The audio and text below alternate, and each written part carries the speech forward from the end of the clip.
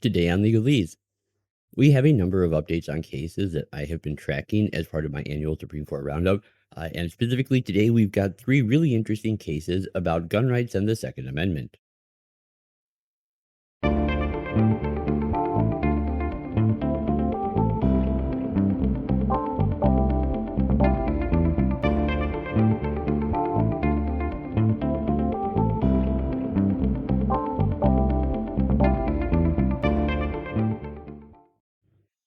Hey, greetings, everybody, and welcome back once again to Legalese. As always, I am your host, Bob, and I want to thank you all so much for joining me here today. Now, if you happen to be new to my channel, let me especially welcome you. This is a podcast where we're going to be discussing all things constitutional law, as well as current events in other areas of law, politics, and culture. Now, real quick, I just want to remind you guys that to find out more about the show or about myself as well, you can go to our homepage over at legalesepodcast.com, where you will get updates from me. You can contact us. You can find links. You can find past episodes of the show, all kinds of cool stuff you can do over there. And if you want to always stay up to date with my latest content, because I do release a lot of stuff. I put out videos on YouTube. There's an audio version on Spotify. I also do articles over on Substack. And if you want to get notifications for all of that, all you have to do is go sign up for my newsletter over at legaleseshow.com, and you will get all my content curated, and you'll be notified of it as soon as it is up. So go check that out.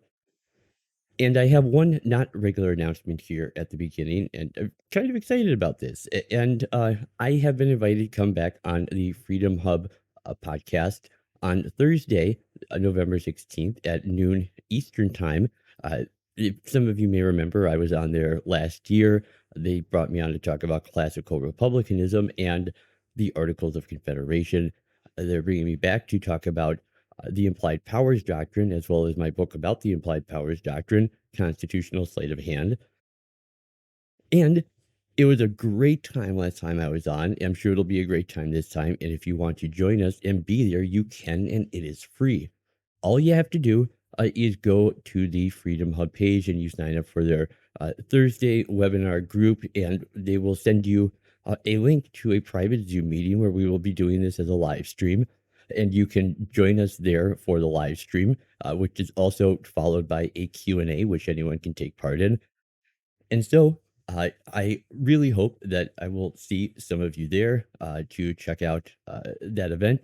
Otherwise, it'll be up on social media a few days after we record it. But yeah, it's a really good time. If you're able to come and check it out and be there with us on Thursday, it should be really interesting. All right, well, let's get down to business. So, as I mentioned off the top, we are going to be talking about three Second Amendment cases that are going before the Supreme Court this term. Now, one is a case that we have already discussed quite a bit, that there's a lot of updates going on with this, so I'm going to be filling you in on that. And then two of them are actually cases that the court recently just agreed to hear. They just would grant cert last week. And so I am going to be filling you in as to the background of those cases.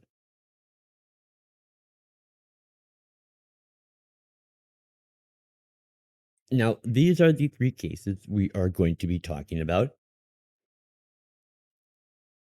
The updated one is going to be United States v. Rahimi. Now, of course, we covered this case in my initial SCOTUS roundup back on October 2nd. Now, last week, the court heard oral arguments in this case.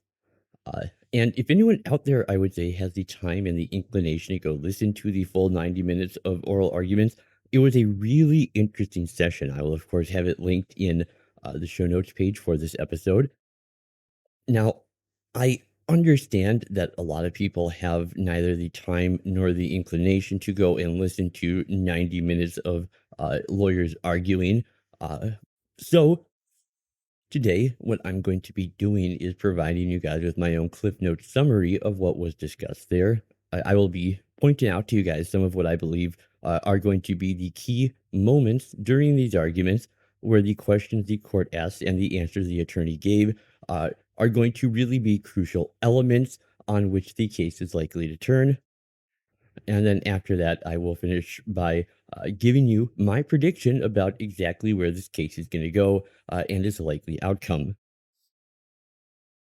But before we do that, we need to talk about the other two cases, Garland v. Cargill and NRA v. Vullo.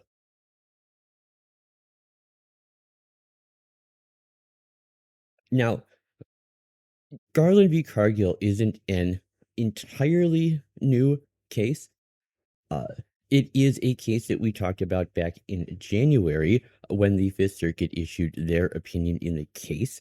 And since then, the government has appealed to the Supreme Court. And so they are agreeing to review the case that was as decided by the Fifth Circuit. Now, this is the case that is asking whether a bump stock is a machine gun. Now, just a quick refresher, the Fifth Circuit's primary holding for this case when they issued their opinion was that the definition of machine gun set forth in the National Firearms Act and Gun Control Act does not apply to bump stocks, and even if the language was ambiguous, which it was not, the court would still apply the rule of lenity to interpret statutes against imposing criminal liability. And of course, the rule of lenity is an old common law legal doctrine that says when a statute is ambiguous, it should always be construed in the defendant's favor as far as possible.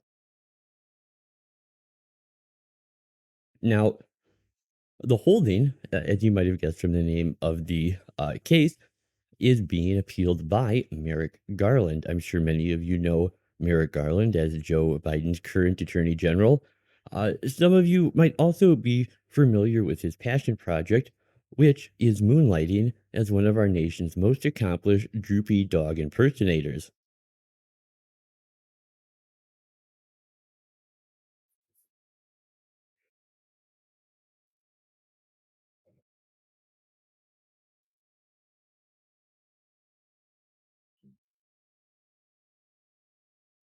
Now, in Garland v. Cargill, the Supreme Court has decided to grant cert on the following question presented.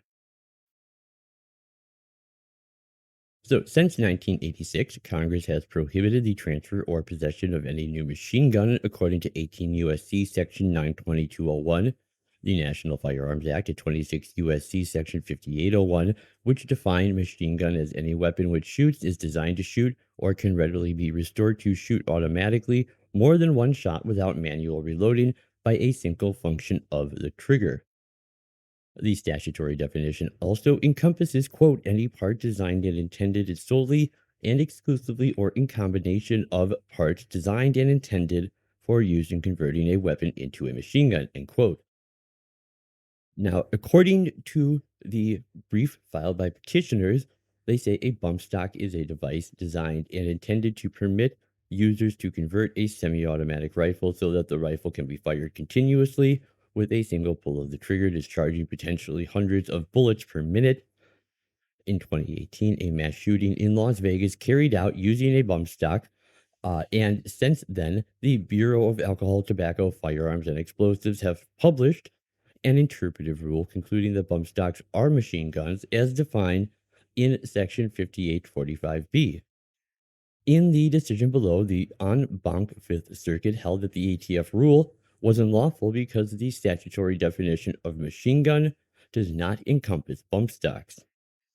And with all that in mind, the question presented for the court is as follows.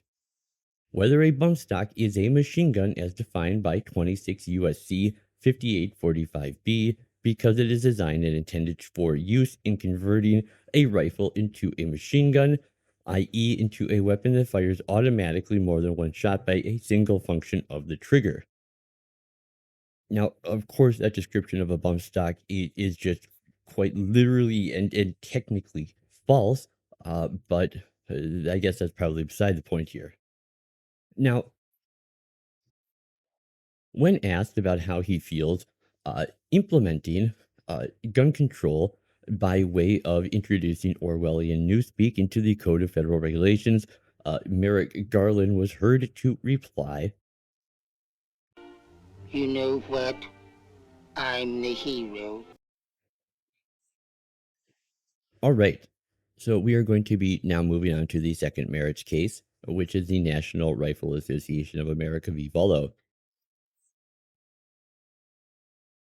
Now, at issue in this case is whether the First Amendment allows a government regulator to threaten regulated entities with adverse regulatory actions if they do business with a controversial speaker as a consequence of the government's own hostility to the speaker's viewpoint or a perceived general backlash against the speaker's advocacy.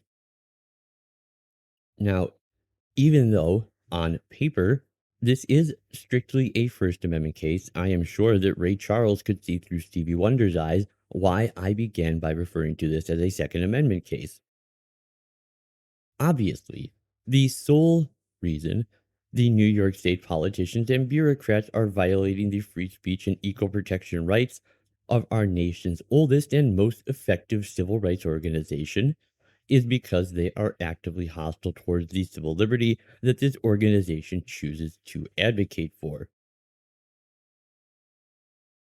Now, in this case in particular, the plaintiff appellee, the National Rifle Association, claims that the defendant appellant, Maria T. Vullo, the former superintendent of the New York State Department of Financial Services, violated his rights to free speech and equal protection when she investigated three insurance companies that had partnered to provide coverage for losses resulting from gun use and encouraged banks and insurance companies to consider discontinuing their relationship with gun promotion organizations.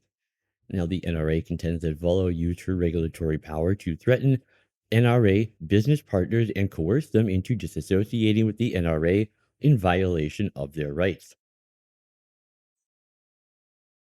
And because this is the one case here that we have never talked about in any capacity before on this show, I'll try and give you here just real quick the TLDR version of the procedural history of this case. As always, the full context can be found in the court records, which are always made available on the show notes page for the current episode. Now, because the alleged violations of the NRA's free speech and equal protection rights, the NRA would bring suit initially in district court against then Governor Andrew Cuomo and then DFS Superintendent Maria Vullo in both their individual and their official capacities. Now, on a Rule 12b6 motion to dismiss, Ms. Vullo would argue that she was entitled to absolute and qualified immunity on the selective enforcement claim and to qualified immunity on the First Amendment issue.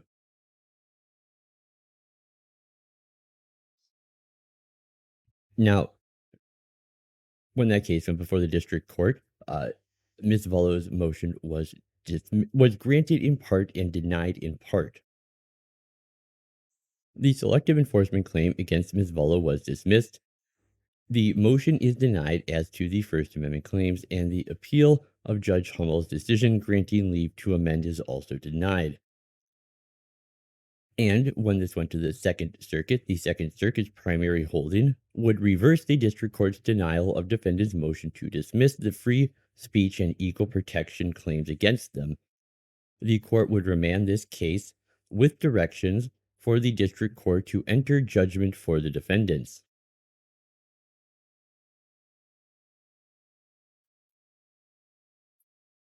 So the NRA is seeking review on the judgment of the Second Circuit, and the Supreme Court has agreed to hear this case on the following question presented.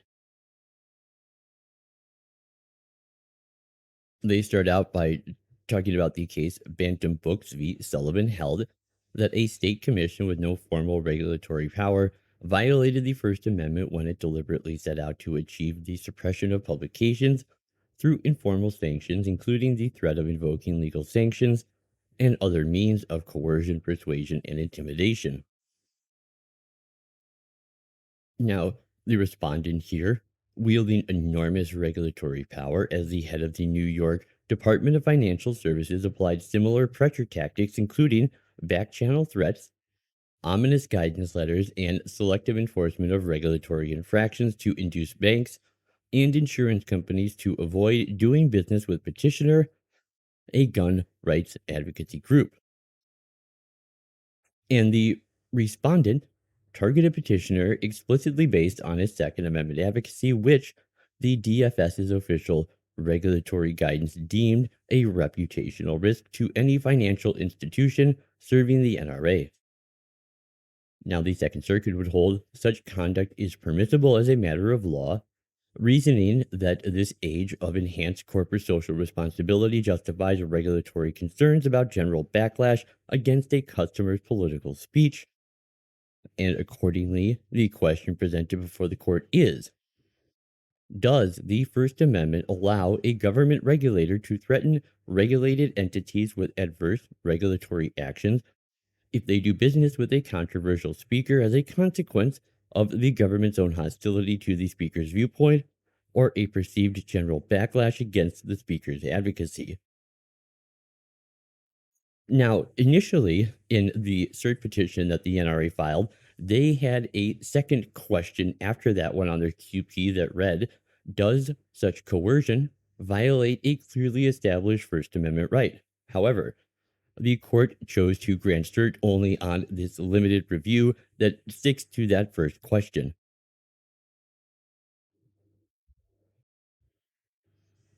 All right. And with that, let's move on to Rahimi.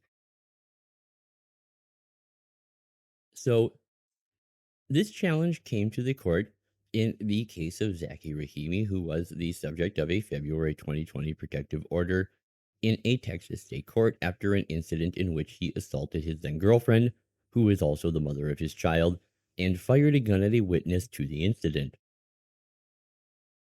Now, the protective order barred Rahimi from going near his former girlfriend's home and workplace, and it also prohibited him from having a gun.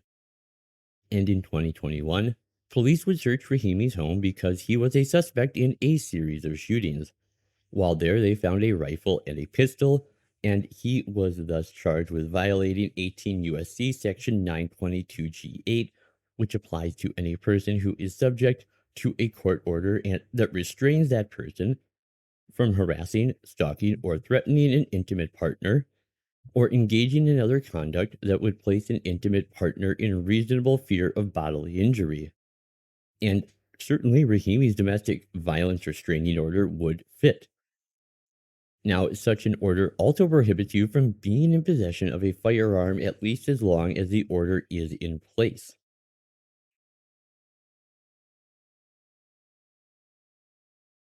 Now, Rahimi sought to have the charge against him dismissed, arguing that the law is unconstitutional.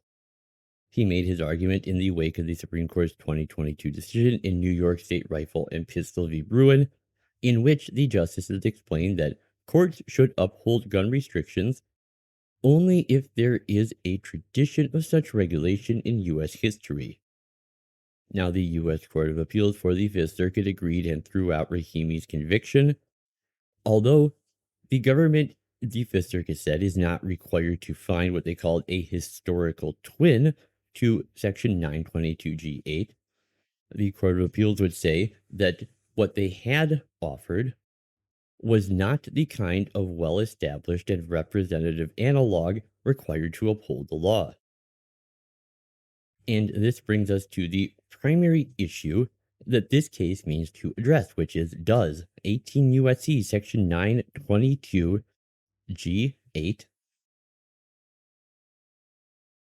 which prohibits the possession of firearms by persons subject to domestic violence restraining orders, violate the Second Amendment on its face? Now, the Supreme Court appeared, during oral arguments, at least to me, very much ready to uphold a federal law that would bar anyone subject to a domestic violence restraining order from possessing a gun. A majority of the justices seemed very wary of the consequences of allowing this ruling by a federal appeals court that struck down this law and to let it stand. Now, representing the federal government in this case was the U.S. Solicitor General, Elizabeth Prelogar, who emphasized what she described as the destabilizing consequences of the Fifth Circuit's ruling. Relying on a similar test, she noted, other federal courts have relied on the lack of a historical analog to strike down other gun restrictions, including a federal ban on the possession of guns by felons and the possession of guns that have their serial numbers removed. But the Supreme Court in Bruin, Prelogar contended, recognized that Congress can take away guns from individuals who are not responsible, law abiding citizens.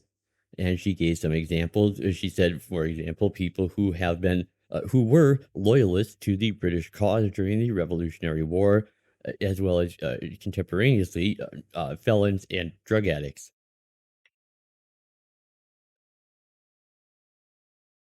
Now, some of the justices would press Prelogar on what it meant for someone to be a quote responsible or quote law abiding citizen. Now, Chief Justice Roberts would say responsibility is a very broad concept. Would someone who doesn't take his recycling out to the curb on the proper day be irresponsible?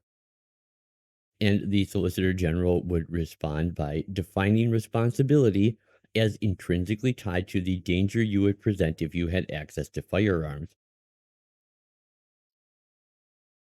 Now, there is an interesting point here that I want to try and press home as well, because I happen to be reading along with the transcripts while I was listening to the audio in this case. Um, and I realized that one of the most consequential parts of these arguments is something that anyone merely reading the transcript could have very easily overlooked.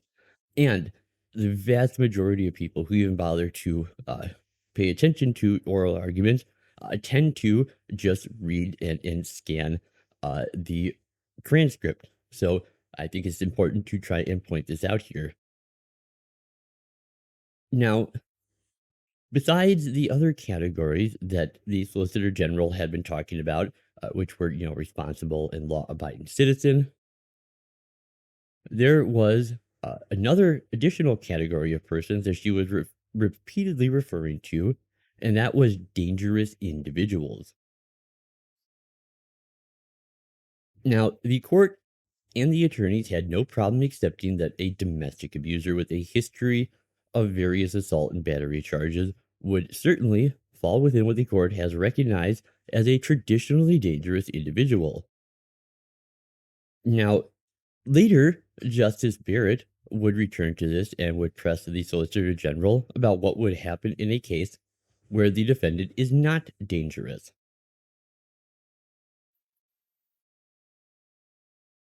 Now, the Solicitor General would respond, "You don't need to resolve that issue here. This is a case just about someone who is not responsible in the form of being dangerous." To this, Justice Barrett would reply, "But you're trying to save, like, the range issue. So you're not applying dangerousness to the crime."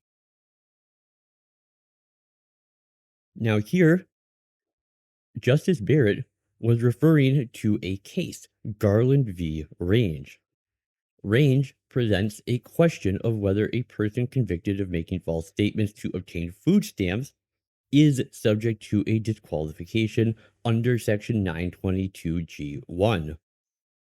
However, if you were only skimming the transcripts, as many people do, you would have very easily missed that reference because range was both lowercase and not italicized. There was no sign that she was talking about an actual case name there.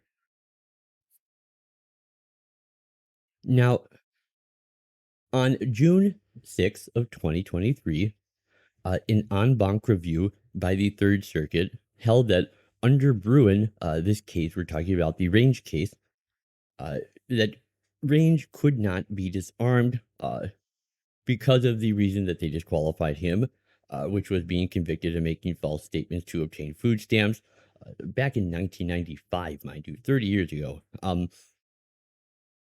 Anyways, 4 months later, the Solicitor General would file a cert petition to the Supreme Court in range.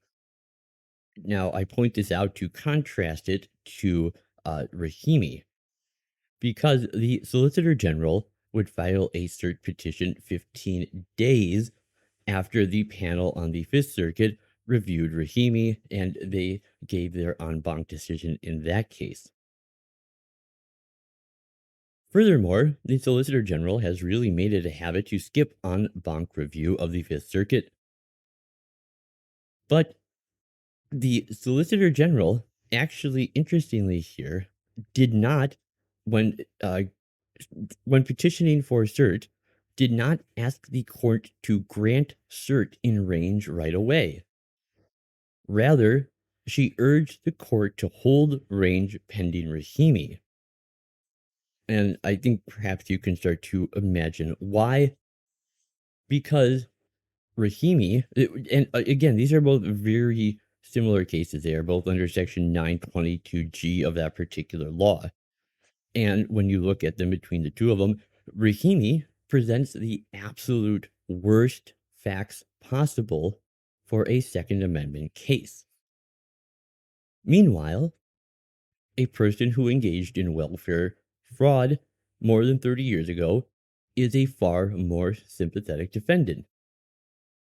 Now, in range, the respondents told the court to grant the government's petition even though they won in the lower court, and you never see this happen. Now, the government's reply brief, filed 6 days before Rahimi was argued, once again urged the court to hold back on range pending Rahimi.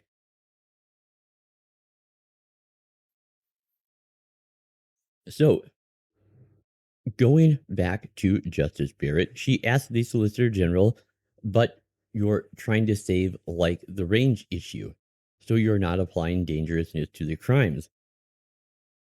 And the Solicitor General would respond that is correct. And she added that we think that there are additional arguments that can be made to defend felon disarmament, and that those depend on the unique history and tradition with respect to criminal conduct. And looking ahead, the Solicitor General said we would hope to have the opportunity to present those arguments and perhaps persuade you in a future case. And Barrett interrupted her and said, in that case, perhaps, talking about range. Now, after some discomfort and some crosstalk, the Solicitor General would answer yes. Now, it's really amazing because when you listen to this, you can hear the nervousness and the discomfort in the Solicitor General's response as she is trying to answer that question about a very particular case as though that case doesn't exist. She refused to say, "We will discuss those facts in range," which is obviously what she meant. And she then tried to give a much more generic answer to the same question by saying, "We'll discuss them in any future case that might come up at some point." Now, the significance of all this is that they do not want to even recognize the existence of their very questionable and facially unconstitutional case in range until they have already secured this slam dunk easy win, and they have the precedent in place after Rahimi to violate to a rights much easier of people like range because they have a ruling on this law. Now, I've clipped this exchange so you guys can listen for yourself and see if you pick up on what I'm talking about here. So could I just say it's dangerousness? Let's say that I agree with you that when you look back at surety laws and the fray laws, et cetera, that it shows that the legislature can make judgments to disarm people consistently with the Second Amendment based on dangerousness. Why can't I just say that? We certainly agree that that's what history and tradition show. We think that defines the scope of the category of those who are not responsible.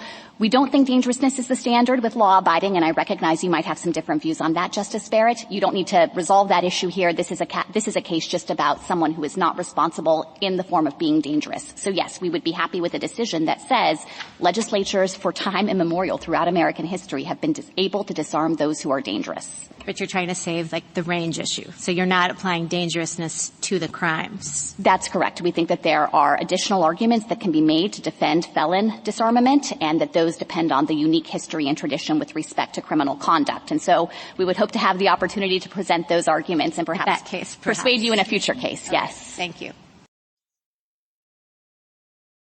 So, essentially, it seems like what is going to happen is Range and Rahimi are going to end up likely becoming companion cases.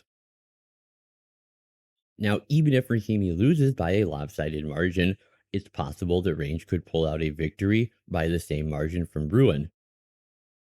And in fact, the court may be able to even split those cases in a way so as to not have to water down Bruin. In fact, the court could even vacate and remand Rahimi in light of Range, though I highly doubt that that is what they are going to do.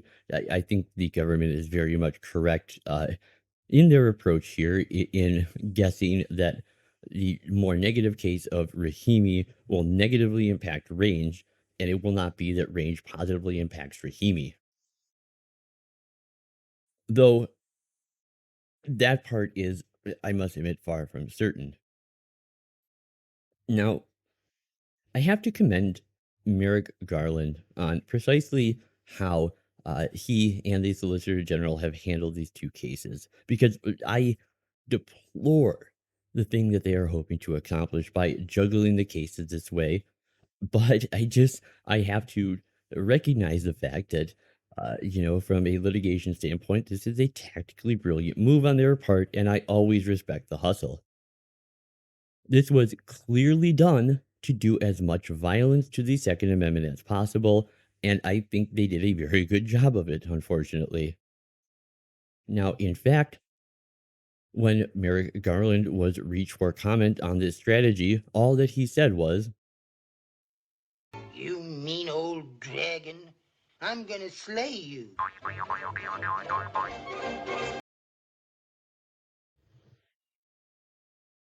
So, getting back to the oral arguments in Rahimi, we've so far only discussed the government side of the case. However, by any measure, we have to say that things did not go well for Mr. Rahimi. It quickly became apparent before he even finished his opening remarks that Rahimi's attorney was a hapless idiot. And the very best thing at this point that Rahimi can hope for is that his attorney didn't cause Rahimi to end up with an even worse outcome than if he had never had an attorney to begin with.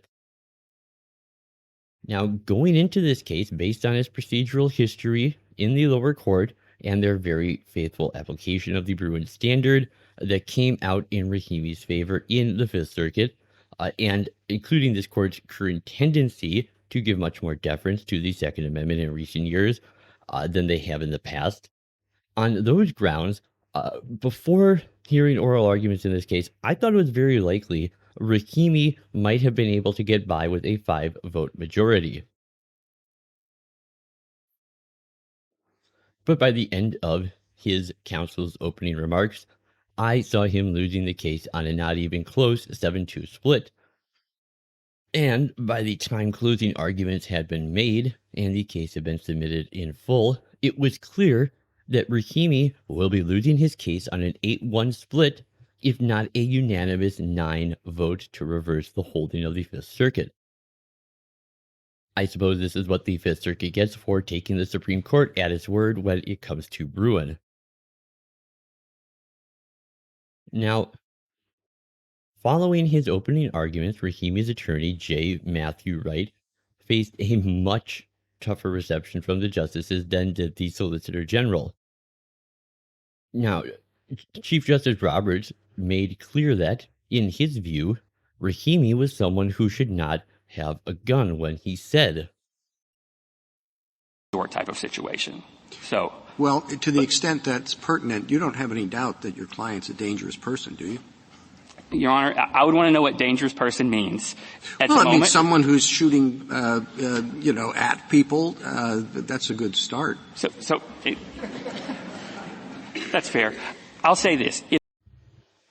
And the Chief Justice's obvious question, uh, Rahimi's lawyer's lack of a good answer, and the laughter of the audience should tell you just how badly that case went for them. Now, other justices, of course, also appeared skeptical of Wright's position, which Justice Elena Kagan was interpreting as requiring the government to show a historical regulation of essentially targeting precisely the same kind of conduct as the regulation under review. Now, despite the fact that Wright tried to walk his claim back by calling that a misunderstanding of his argument, uh, I don't think it was a misunderstanding, and if it wasn't an unreasonable one.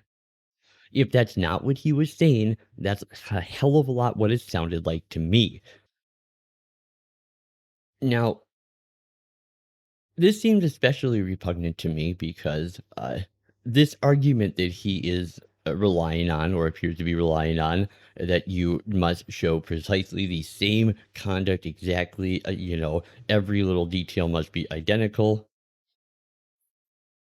That is precisely the same argument that we see many of our country's most reprehensible criminals successfully using all the time to get away with their crimes. Now, of course, the only difference is when they do it, they don't refer to it as a defense, they call it qualified immunity. But these are two sides of the same coin.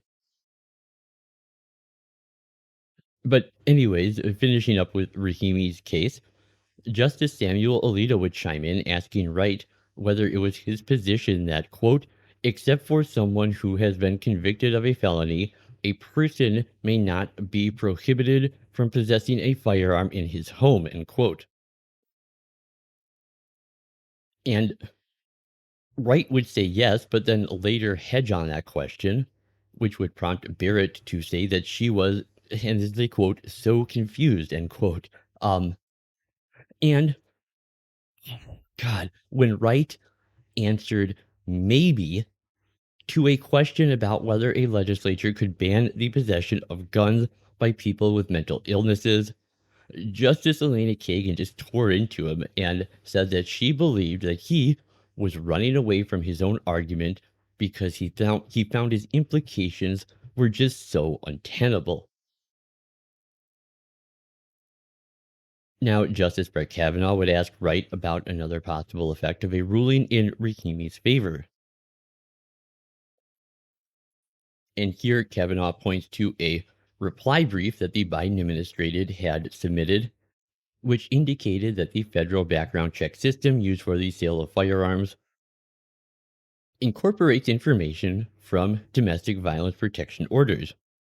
And if Rahimi prevails, Kavanaugh said, this system could no longer stop persons subject to domestic violence protective orders from buying firearms.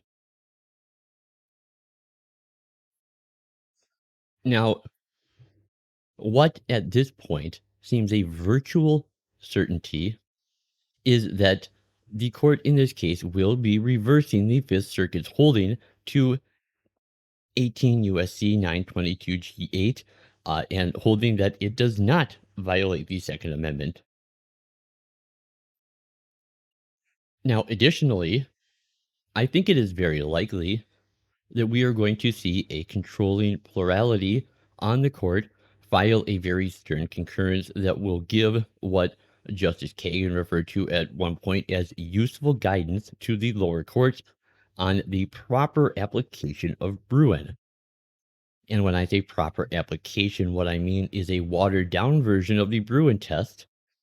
And when I say a watered down version of the Bruin test, what I mean is essentially a readoption of their pre-Bruin reading of Heller, in which the court would pretend that Justice Breyer's dissent in Heller was the controlling opinion. Now, this is clearly what Merrick Garland and the Solicitor General were aiming to accomplish with this case, and we need not speculate to determine that. The Solicitor General would plainly say as much during oral arguments when she noted, "The way constitutional interpretation usually proceeds is to use history and regulation to identify principles, the enduring principles that define the scope of the Second Amendment right."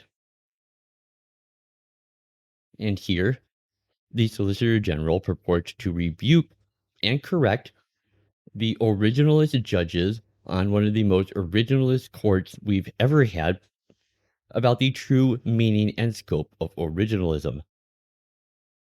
Now, after decades in which we have seen the most abundant and fruitful scholarship on studying and refining original public meaning, we might just well be expected to be content with getting stuck with identifying principles from history.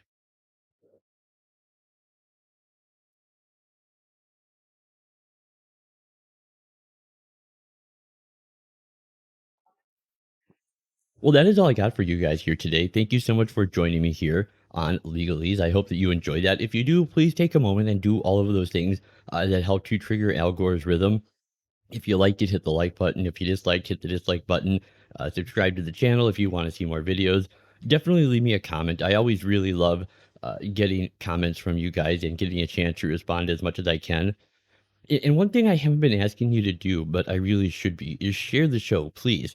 Please share the show. And in fact, if you can just think of someone right now, just one person you know who you think would find this material interesting, just send it to them, post it to your social media, anything like that. I would be very, very grateful. And of course, don't forget to go to the show notes page and find the information about how you can join me this Thursday for the live stream of my talk at Freedom Hub, talking about the implied powers doctrine.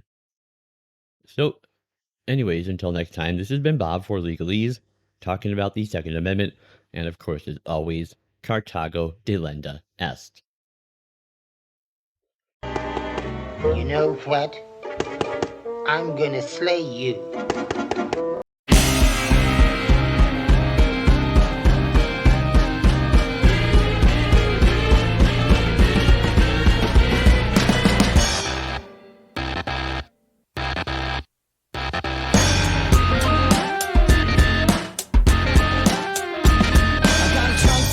Motherfucker, like Freddie Mercury. Motherfucker.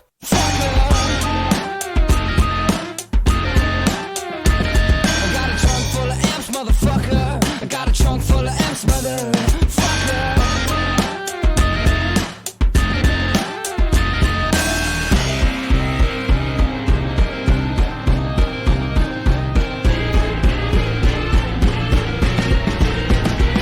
I got a trunk full of amps, motherfucker. Like ELO.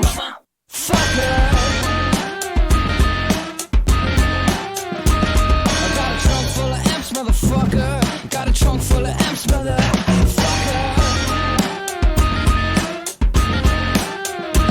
I got amps to sell stamps, motherfucker.